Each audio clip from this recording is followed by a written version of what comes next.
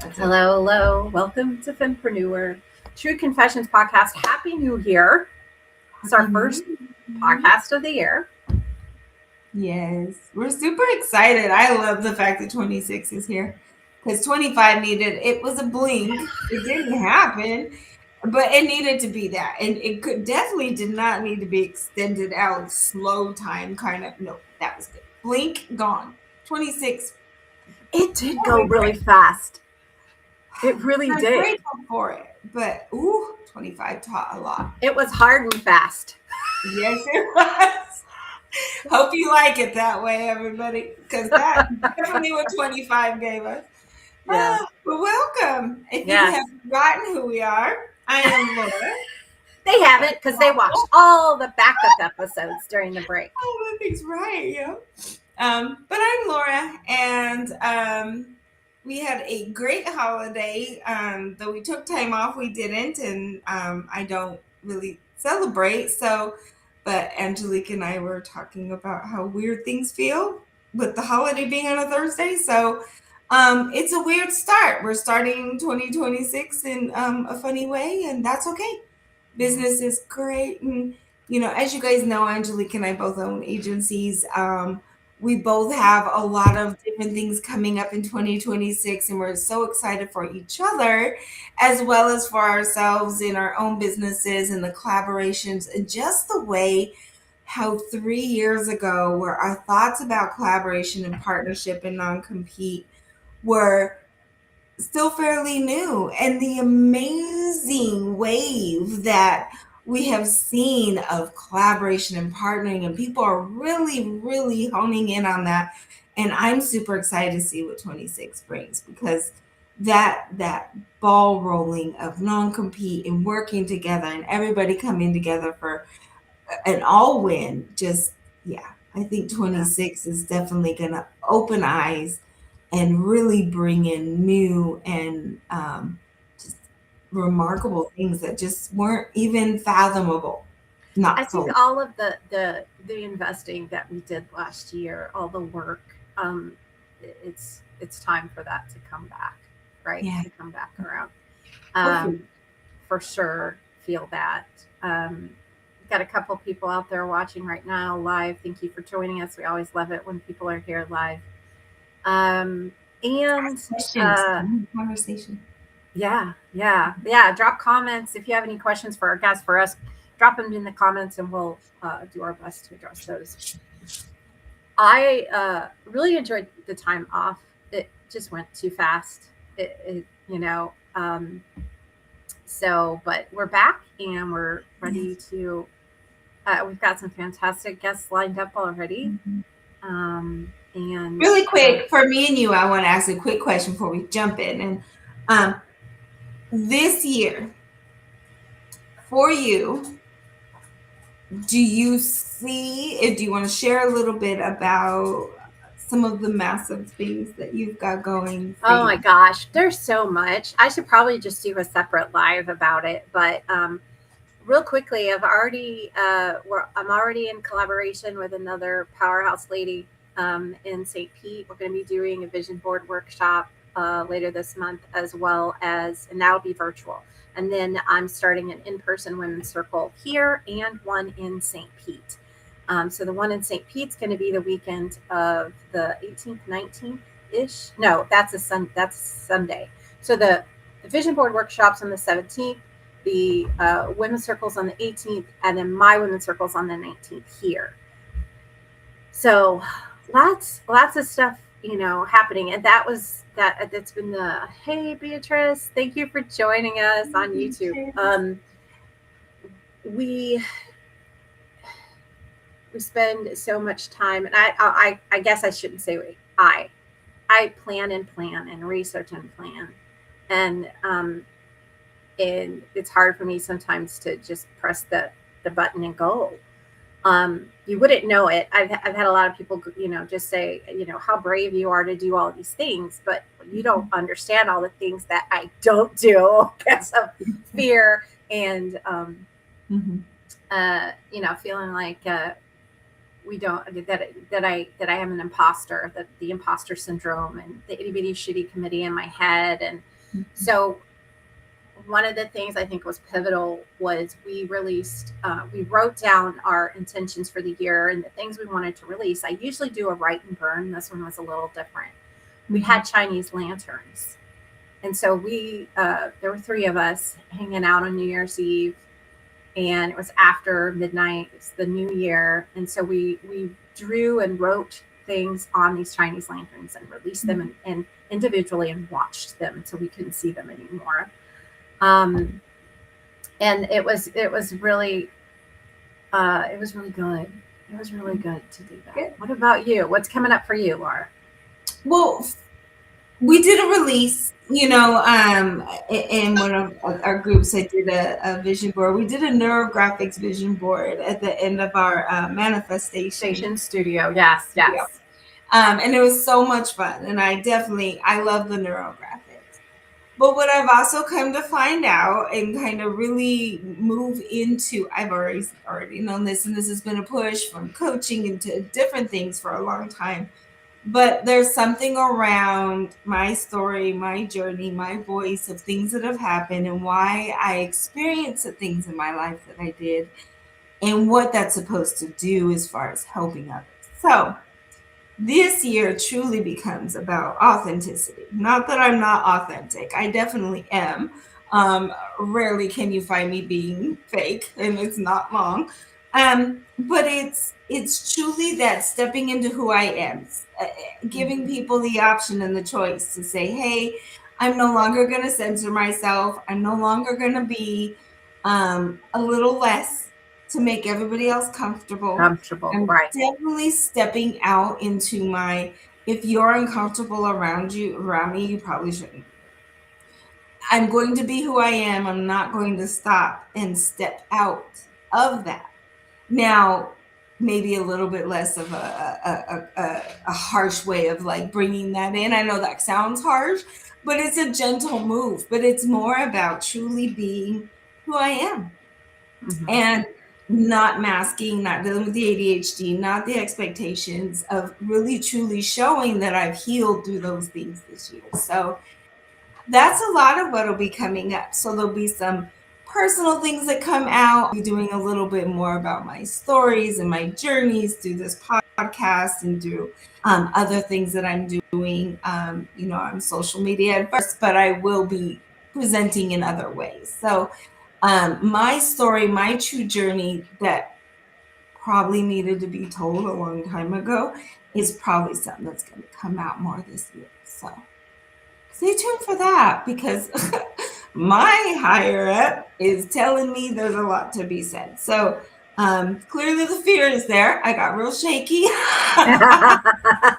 And that's okay. Feel the fear, do it anyway kind of thing. Yeah. Yeah.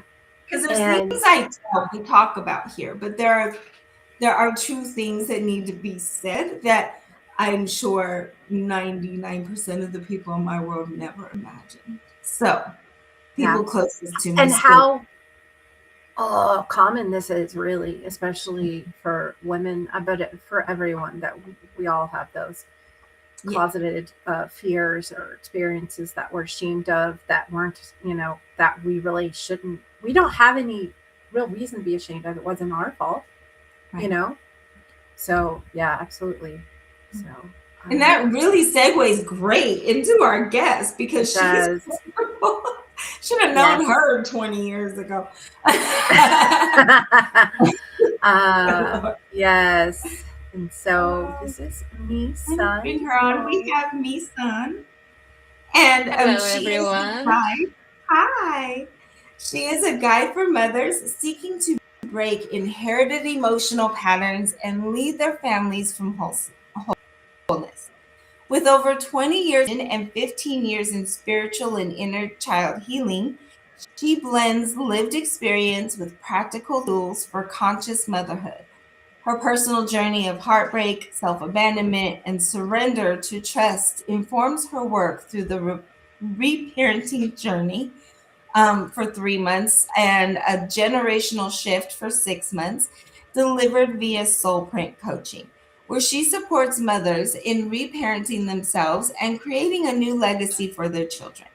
Known for her compassionate, authentic, and emotionally rich approach, Misun values presence and transformation, believing that when a mother heals, the world changes, and she offers vulnerable conversations, grounded strategies, and spiritual depth.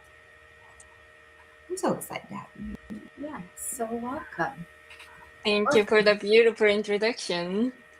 Yes. So one of the, if you're new to Fempreneur True Confessions podcast, our pillars are collaboration over competition, abundance mindset over scarcity mindset, and just helping other women rise.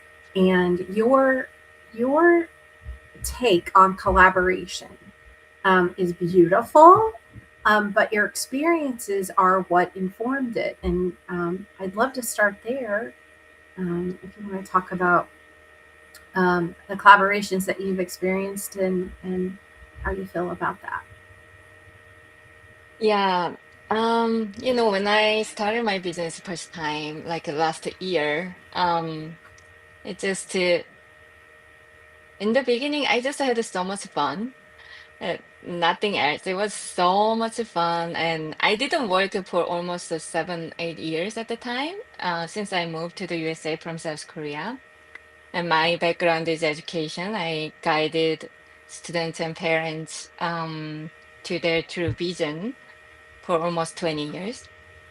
So when I started this, I just had so much fun. And then few months in, I connected with so many people, so many coaches, so many mentors, and everyone is just saying like how difficult it is. The market, coaching market, how difficult it is. And it's like what I felt was really, well, if that person succeed, I don't have clients for myself. So it's like everyone just compete with each other, which it didn't make me feel good, safe. So I really didn't like it. And so when I connected with the other, especially women, my intention is always how we can serve each other in any way. And not only like getting clients or that way, but in any way that I'm really good at, I can help that person. And we anyone who we meet, there's always people has at least one thing we can help each other. So yeah, that's how I shifted my scarcity mindset to collaborative mindset. So it's since then, like whenever I hear people struggle, I always offer my help, whatever that form is. Sometimes it's a coaching session without fee, and sometimes it's just to, having like accountability partner. That's Yeah, important so too. yeah, so it's a really they changed my perspective a lot, and they changed my mindset a lot, and it reduced my scarcity mindset on my business. Yeah. Well, and one of the things too you talked about, um, and there are women who do coaching, but there's healing work, right? And I loved what you said about other women doing healing work. They aren't competitors. At least they shouldn't be, right? We shouldn't see each other as competitors, but allies. And I loved that. And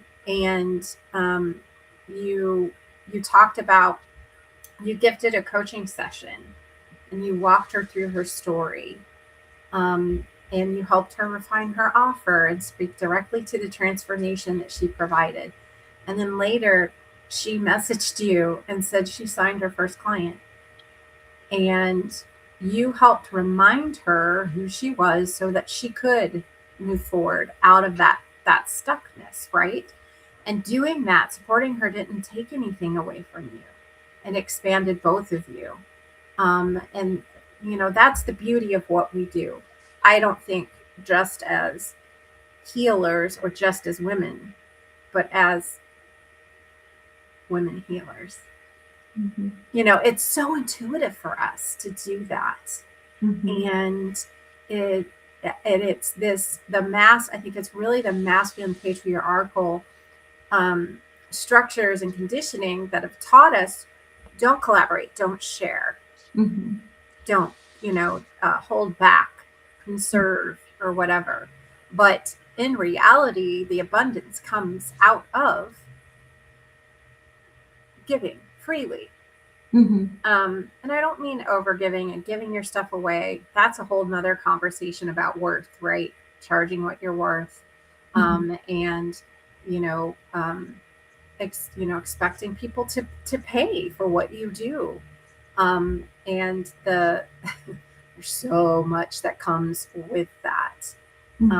That's a whole nother episode, right?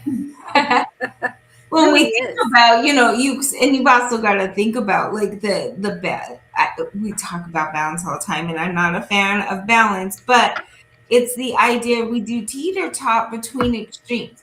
Anything extreme, good, bad, indifferent, whatever, anything in any extreme creates an imbalance or a teeter top, which then you've got to fix the teeter tot. There's a harder thing where instead of staying more in that out of the extremes of things and just realizing, you give a little, you get a little, you receive, you give, you that back and forth is what keeps the whole thing out of the big extreme teeter tot moment. And I think we forget about that when we're working towards something. We're like, we're getting very off balance or out of whack in one direction, forgetting to come back. And our people in our world that we've collaborated with that mentor us and we mentor, we go back and forth even there, they bring us back to that center if we allow that, that we are always kind of adjusting each other. When I get extreme one way, Angelique's like, hold up. You went a little left there, come on back. Let's see what's going on and that kind of thing. Like, it really is us working. We always think we're our balance, but I rely heavily on the people around me as well. They're balancing in what they're doing because they may have an extreme side happening. I got an opposite. We're going to balance each other out and bring ourselves back in. I love that when it comes to collaboration, partnership, and being around women, because we really have that ability to help that extreme rubber band and especially not even that real massive snapback, right? That pendulum. Yeah. Well, and I think for me, that's rooted in alignment. If I'm in alignment and I'm surrounded by people who are in alignment, not just with me, but with themselves and what they're doing, then we can counterbalance each other, and hold each other accountable and support each other. The other, so we touched on collaboration, abundance mindset versus scarcity mindset. And I love your take on this, Misun. Thank you. Yeah, you talked about my example that I met a quote from one summit and we connected and I just follow my intuition, offer her some help. And I offered like a 1 month coaching for free. And she had so much doubt. I can't do it. Like I cannot be a coach. And so just that after first session, actually, yes, after the first week session, she messaged me. 3 people signed up for my program. That really, that literally opened up my heart. The abundance means, I mean, of course, it can include money and material, everything, but for me, abundance is open the heart. Yeah. So when I make myself available for someone who really needs that kind of support at the moment, 10 times abundance back to Yes. me. Yes. Yeah. Yeah, Mm-hmm. absolutely. And I And love that because it's taught to us, but if you really aren't thinking about it, you're like everything goes out tenfold. I know at some point you're taught some version of that, even in childhood. What goes out comes back tenfold, or you do this, but grasping that it's the negative, the positive, but it's the what you gave comes back, and that's not why you do it, but you have the understanding that you're not losing anything in that, and if anything it may be beneficial or not. There may be no benefit to it in the end at all. So what? You still did it. There wasn't your intention, and your kindness is what mattered. Absolutely. Because I think we forget to that our give. We talk about it with our VAs and even with each other, and in charity. Our kids always do charity. They go above and beyond, or whatever they want to do. And I encourage it among our VAs, among our clients. Like, do you have any time you can give if you can't give money? Can you do this instead of this? Like, what are you giving out to the community? Because that's going to help with some of these conversations that we have when it comes to financials and things like that. What are you giving out into the universe that helps the universe return things back, and that kind of thing. So yeah, we love the idea of that give. And I think a lot of that's where this came from, because it was like I had a coach that was like, I'm willing to do for you. So yeah. yeah, that's awesome. Um, you shared your story, um, and I just want to give you the space to talk about that, about when you first moved here, um, and and that the most impactful thing I think that when you shared the little bit that you did was just taking, even though starting your own business felt impossible, you just kept taking one aligned step at a time. And I think that again, that word alignment coming up. But so what happened when you did do that first step? That first step that felt like, okay, this feels right. Um, yeah, thank you for asking the question. When I moved here, like it's almost 9 years now, I couldn't speak English. I don't have any background in the USA. I just moved here straight from South Korea. All of my career and education, everything is in Korea. So I didn't see myself as doing something professional here in the USA. If I do some work, it's gonna be like hospitality work. I'm not like looking down at that, but that's what I can do. But not others. That's how I was thinking, and how I was holding in my mind. Mm, And then I met some coaches like 2023 and read a book about that coach and met a lot of coaches around that community. And just it keep coming to my mind like, yeah, this is your way. This is what you're gonna do. And I kept saying no. No, look at me, my English, my pronunciation, my accent, and look out there how many amazing great coaches are there. And who am I? No, no, no. I almost said no to six for almost 6 months. Like whenever the idea comes, I thought like I'm not realistic, I'm delusional, I'm so egoic and I'm so prideful. Like everything just told myself to press it down. And then one day I realized like how much I was judging other people, especially the coaching world, therapy, healing work and coaching work, because I had that idea like if I want to coach someone, if I want to help someone, I have to solve my problem first. mm, And then I see a lot of people around me, especially here in Sedona. So most of the people are, spiritual healer or at least on that journey. And I see most of the people as not like qualified on my standard. Right, Like, right. yeah, that person has that problem. How can that person help someone else, you know? So I noticed that what's really happening in me, and I really wanted to surrender that judgment, letting go of that.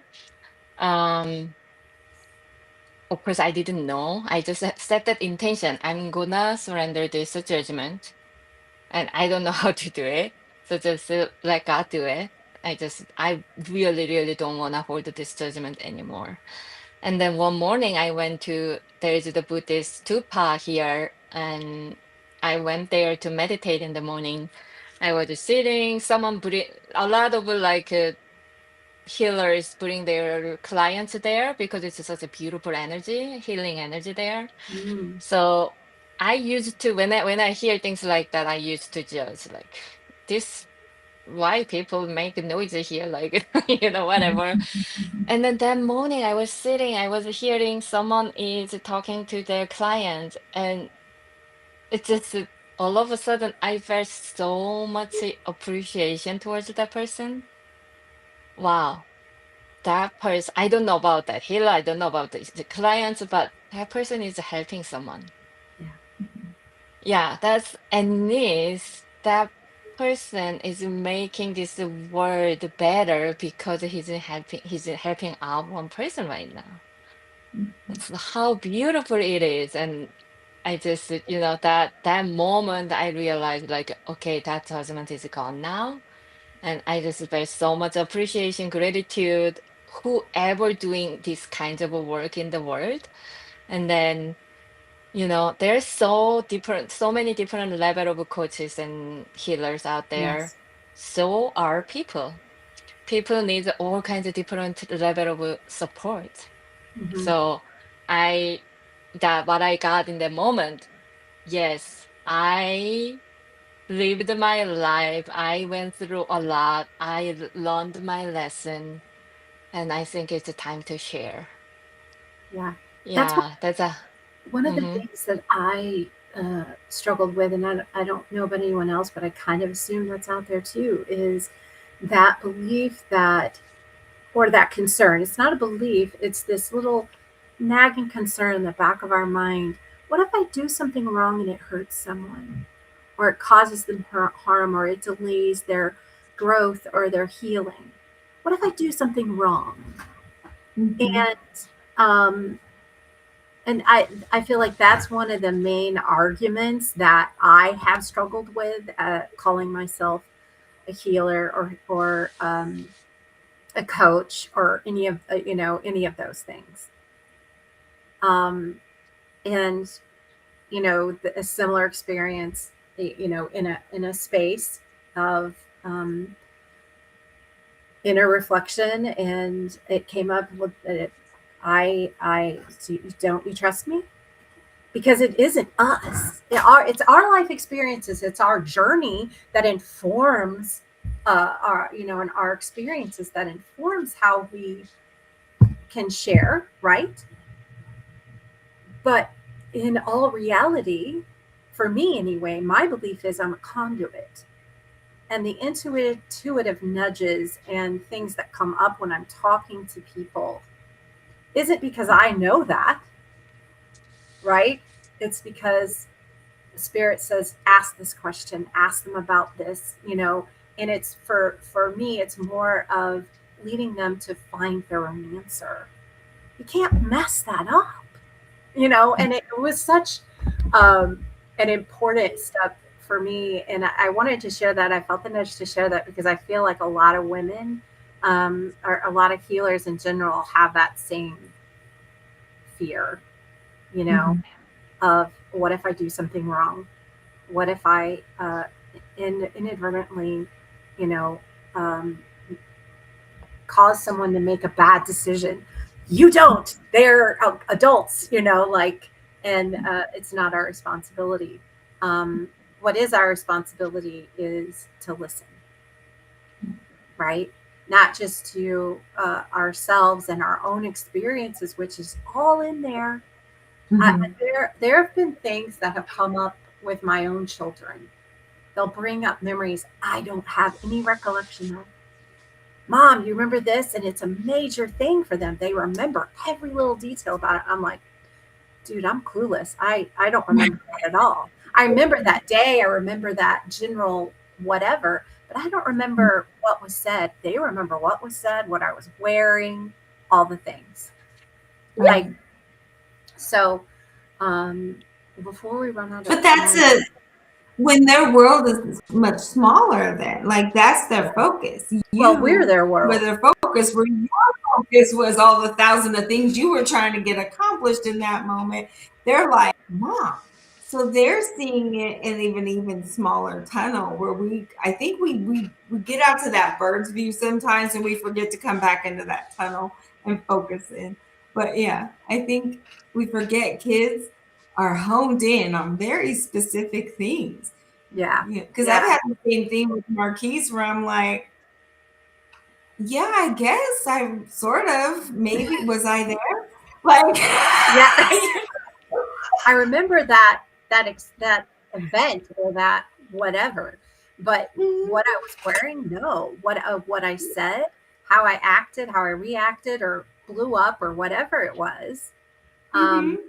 but they do, and I think this is a wonderful segue into your story and how you came to what shaped your business, gave you your niche and your mission, um, and that there was a challenging moment for you that you had to face personally, and that's why you are doing what you're doing now, right?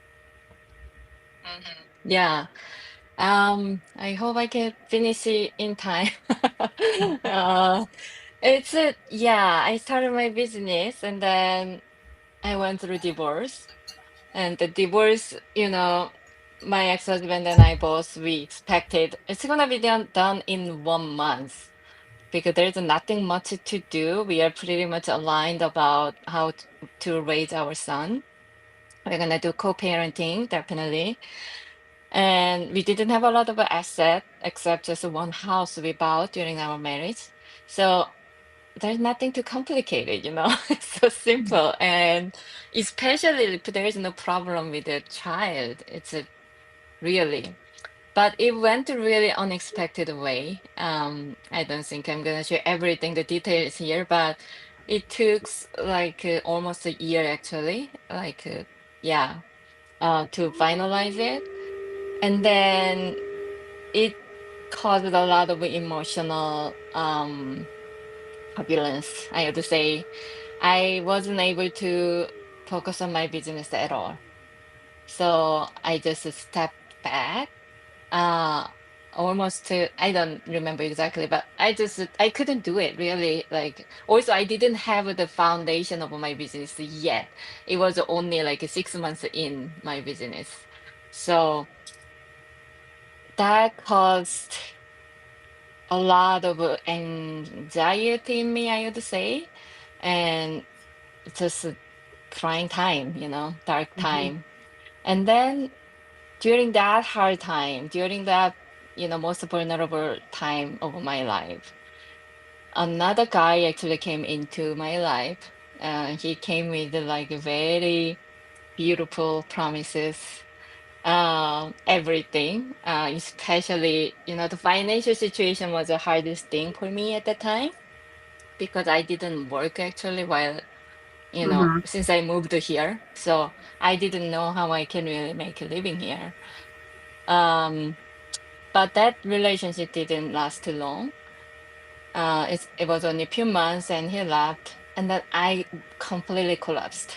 I really couldn't do anything. I During the divorce, it was a hard time, but I found a little hope from, through that guy. That was the problem. And then as he left, I lost that hope again. So I went to really, really dark time, like a dark place. Like I couldn't do anything. And then it, the relationship was always a hard thing in my life, because I had that abandonment issue. literally my parents left home when I was very young. So Mhm. I carried that fear of abandonment, fear of rejection that I carried most of my life. And I thought I was healed because Yeah, when yeah. I started my inner child work 2009, that came up and it's healed a lot. But at this time, the deeper level of fear of abandonment came up. And it was just so painful, like almost that I don't want to live anymore. Yeah, even like thinking about my son, of course, what if I die? What about my son? Like even at that moment, like, well, he has his dad. I don't know how to raise him, you know. I don't know how I can live. It's So overwhelming. overwhelming, completely dark place without any light. And then in that one night, I woke up middle of the night. I was in so much emotional pain. And I just, there was a meditation room and I went there. I just kneel down. There's nothing I can do anymore. So if if you even like doubting God at the moment, like if you are really there, if you are really here, can you help me? Whatever. And cried for hours, nothing changed it. And then end of the crying, I finally said, okay, I don't know why this is happening to me. I don't know why I have to experience this pain. Whatever the reason is, if that's the only way I can live in this life, I will. If I have to live this life with the pain for rest of my life, I will. It was for me that was a complete surrender. Yeah. So I'm not gonna fight what's happening what's happening right now. I'm gonna accept it fully.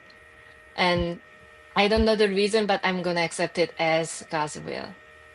But in that moment, just a really second, like everything shifted. From darkest place, I came into light, and I felt Jesus was there. I was held by him, and that was just the energy of unconditional love. And the message I got from that moment was, you know, that abandonment, fear of abandonment that I carried for most of my life, that's not real. That's Mm, the story I made up from my experience. You will never been abandoned by me, by mm, God. I was holding you whole time. You were never alone yourself. And this love, this peace, this life was with you all the time along the way. You just didn't see it. yeah. So in that moment was just it's really funny. Like it's just a two different world. One was so, like a black and white. One is just so colorful, and it's just how can the other world be real? Right. Couldn't believe it. But now it's that all of the pain just completely gone. My heart was filled with gratitude, and I'm so grateful that I'm alive right now, and that this life that's given to me, and my son. So all of my life experience was just I'm learning a lesson here, and I really like my soul said yes to it, to grow, to evolve. That wasn't why I'm here. So now, from now on, I'm not gonna really be afraid of anything. I can do anything. I know I'm not alone. I know who's got my back. Mm-hmm. So that was the moment transformed myself completely. And then that transformed my relationship with my son completely. I mean, after that, few more big challenges happened, but as right now, my life is a completely different side. And through that experience, my business turned a little bit of a direction. Like my niche changed. I really want to have mom because what I see from my son after that experience, um, is incredible. Like it's not because my son has changed it, it's Right. because I have changed it. And the just I'm gonna give you the last example. Like this morning, after break, I drove him to school and saying goodbye from the school. Like we both are saying, "Oh, I want to spend time with you more. I don't like me saying I don't want you to go to school," and he say, "Yeah, I don't want you to go to school too. I want to spend time more with you." And it was genuine. It was honest, not just saying it. And that wasn't possible for me like 2 years ago. Mm. I it was if I have to have him for a whole day, I'm stressed out before the day before. Yeah. What I'm go what I'm gonna do with him the tomorrow whole day, That was me. And now it's our relationship is just we are so happy being each other, having each other, and the connection we are building is incredible. That's awesome. That's Yeah. beautiful. Yeah. Thank you so much, Misun, for spending this time with us and sharing your amazing story. You have an offer for our audience today. Yes, I do offer a pre-concert that's called The Miracle Happens When You Talk. That's true. Yeah, Yeah. because a lot of my um people who has a pre-session with me, just from one session, they got out of a lot. That really miracle happens. Yeah. So yeah. Awesome. We will add all of Misun's contact information and websites and all of that stuff in the show notes so you guys can reach out to her for that. Please, please, please, if you're a mom, Yeah.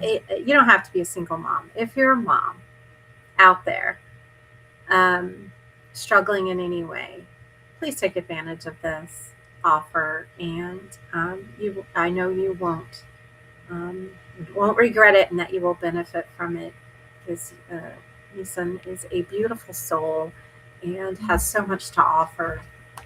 And your generosity is a testament for other women out there. And I just so appreciate it. I am so grateful that we met and that you were here with us today. So thank you.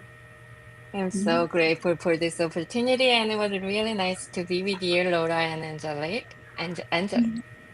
Yep, you got it. Yeah, yeah. Yeah. Uh-huh. Yeah. Okay, guys. So that was an awesome, awesome episode. We are going to see you guys next week. We're here live every Monday, noon Eastern. And we'll be back next week with Amy Tsai. Amy, let me get her bio up really quick. That snuck up on me. I was trying to grab it. Mine's still buffering. So That's okay. I'm in delay at some point. It won't be. Amy is a reset it specialist, and there's really no quick way to explain what this is, but it's powerful. I am part of this program. I met Amy similar to how I met Misun, and she did a free session with me, and I was just sold. So she's a wellness expert with over 28 years of experience in health and fitness. She helps women break free from limiting patterns, build strength, vitality, and confidence without dieting. And through her restorative juicing program, she brings a fresh approach to wellness, showing women how simple, delicious juices can boost energy, improve mood, and reduce fatigue, challenging the belief that body pain and low energy are just a normal part of aging. So, highly, highly recommend that you guys join us next week. If you miss it, can't hear Be Live, we do have the recording up within 24 hours or so. So, until next week, again, thank you, Misun. We will see you guys